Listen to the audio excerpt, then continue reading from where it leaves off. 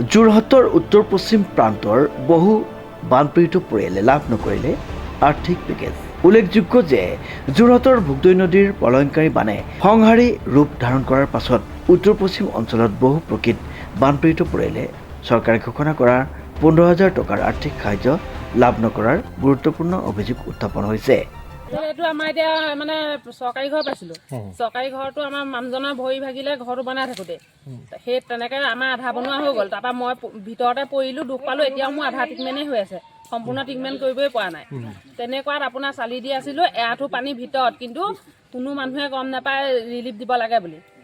এইখিনি গাড়ী নৰখায়, তাৰমানে আমাৰ এই 5খন গাঁৱত দি আছে পুৰা, কিন্তু আমাৰ এইখন গাঁৱত কোনেও নিদিয়ে। অকল গাঁওবুঢ়া ঘৰতে এবাৰ ভাগ কৰিলে ৰিলিফটো। চৰকাৰী সাহায্যবিলাক পাইছে নাই? চৰকাৰী সাহায্যৰ ভিতৰত এতিয়া অৰুণোদয়টো প্ৰথম অৱস্থাত পাইছিলোঁ, তাৰপৰা সেইটোও নাম কাটি দিলে। সেইটো নাম কোনে কাটিলে?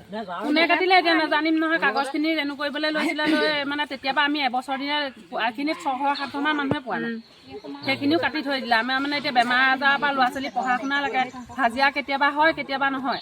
বৰষুণ দিলেতো হাজিৰাটো ক্ষতিয়ে হয়।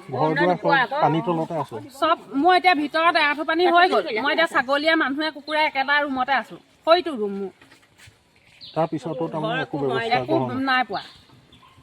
আচ্ছা, চৰকাৰৰ প্ৰতি কি আহ্বান জনাব এতিয়া? চৰকাৰৰ প্ৰতি আহ্বান জনাইছোঁ, অইন নিদিলেও তেওঁ অৰুণোদয়টো দিলেও মই অকণমান ল'ৰা ছোৱালীকেইটাৰ সৈতে কিবা এটা কৰিব পাৰিম। ল'ৰা ছোৱালীকেইটা পঢ়া শুনাৰ পৰা ধৰি হাজিৰা কৰা মানুহ, বৰষুণ দিলেতো হাজিৰা নহয়। এতিয়া এই এনেকুৱা পানীতটো হাজিৰা কৰিবলৈ যাবই পৰা নাই, বহি আছে, খাবলৈ দিগদাৰ হৈ গৈছে। মানে এতিয়া আপোনালোকৰ চৰকাৰী সাহায্যবিলাক আমাক লাগে, মানে আমাৰ দুখীয়া মানুহখিনি লাগিলে ঘৰ চাৰ্ভে কৰি চাই যাওক, ধনী দুখীয়া। পঢ়া শুনা মানুহ কোনো অহা নাই? নাই অহা, নাই অহা। আহিলেও তেওঁলোক মানে বাটে বাটে গুচি যায়। আৰু আমি কাগজ বহুত বাৰ দিলোঁ। এতিয়া ইমান মানুহে চবেই গেছ পাই গ'ল, কিন্তু গেছ এটা আমি নাপালোঁ। কাগজ এজেঞ্চিটো দিলোঁগৈ, ইয়াত দিয়া বাদ দি একো সাহায্যই নাপাওঁ। এটা পালে তাৰমানে এটা নাইকিয়া হৈ যায়। অৰুণোদয়টো পালোঁ, তাৰপিছত সেই ঘৰটো পোৱাৰ কাৰণে অৰুণোদয়টো কাট খাই গুচি গ'ল। তেনেকৈ যদি প্ৰত্যেকবাৰ তেনেকৈ যদি প্ৰত্যেকবাৰ হৈ থাকে, আমি তেতিয়াহ'লে কেনেকৈ চলিম? আমি সাহায্যখিনি পাব লাগে।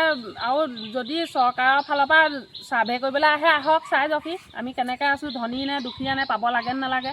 ভুক্তভোগীসকলৰ অভিযোগ অনুসৰি যোগ্য হিতাধিকাৰীৰ নাম বাদ পৰি আত্মীয় স্বজন বা চিনাকি লোকৰ নাম অন্তৰ্ভুক্ত হোৱাৰ ফলত বহু পৰিয়াল বঞ্চিত হৈছে।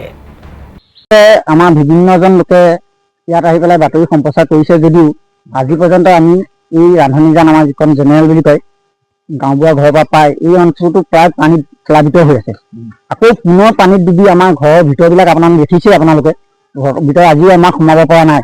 ৰাস্তাত গৰু বান্ধিবলগীয়া অৱস্থা হৈছে যদিও আমি 15,000 টকাটো পোৱা নাই। যিহেতু অসম চৰকাৰৰ মাননীয় মুখ্যমন্ত্ৰী হিমন্ত বিশ্ব শৰ্মা ছাৰে সকলোকে উপযুক্ত সাহায্য দিছে, কিন্তু আমি কিহৰ কাৰণে বঞ্চিত হ'বলগীয়া হৈছে সেইটো খুব দুখৰ বিষয়। লগতে এটা কথা আৰু জনাওঁ, আজিৰ তাৰিখলৈকে 5 কুইণ্টেল 27 কেজি চাউল আৰু 90 কেজি মচুমাহ, 2 বেগ নিমখ আৰু 27 লিটাৰ মিঠাতেল আমাক দিয়াৰ পাছত আজি তাৰিখলৈকে চৰকাৰী হিচাপে আমি কোনো ৰেচন ব্যৱস্থা পোৱা নাই। এবাৰ আমি পালোঁ আৰু 15 কেজিকৈ চাপৰ পালোঁ। তাৰ পাছতো আজি এমাহ হ'ল গৰুৱে খাবলৈ ঘাঁহ এডাল নাই। এতিয়া 99জনেই আমি কৃষক, কাৰণ আমাৰ সকলোৱে ল'ৰা ছোৱালী কলেজত পঢ়ি আছে, স্কুলত পঢ়ি আছে। আমি এইটো বানত কি অৱস্থাত আমি চলিছোঁ সেইটো আমাক খবৰ খাতি ল'বলৈ চৰকাৰী পক্ষই আমাক দিছে, কিন্তু চৰকাৰী পক্ষই আহি ইয়াত সঠিকভাৱে চোৱাহি নাই। যিহেতু মণ্ডলজন আহি আছে, তেখেতে যে বাছৰ এই মানুহখিনিয়ে কিয় 15,000 টকাটো পোৱা নাই সেই বিষয়ে আমি অৱগত কৰিলেও আমাক কোৱা নাই। গতিকে আমি আপোনালোকৰ চেনেলৰ যোগেদি এই গোটেই অঞ্চলটো আপোনালোকে চাওক আৰু ওপৰৰ বিষয়াসকলেও চাওক। অতি সোনকালে আমাক সেই 15,000 লগতে আমাৰ যিসকল ছাত্ৰ ছাত্ৰী আজি পৰ্যন্ত পানীৰ তলত ডুবি আছে সেইসকলকো সহায়ৰ হাত আগবঢ়াবৰ বাবে মই অনুৰোধ জনাইছোঁ। এতিয়ালৈকে আমি একো পোৱা নাই ইয়াত সাহায্য, আৰু মোৰ গোটেই ঘৰ দুৱাৰ চব ডুবি আছে, পধূলিমূলকে পানী। ইফালে ৰান্ধনীজান গাঁৱৰ একাংশ বানপীড়িত পৰিয়ালে অৰুণোদয় আঁচনিৰ পৰা নাম কৰ্তনৰ অভিযোগ উত্থাপন কৰিছে।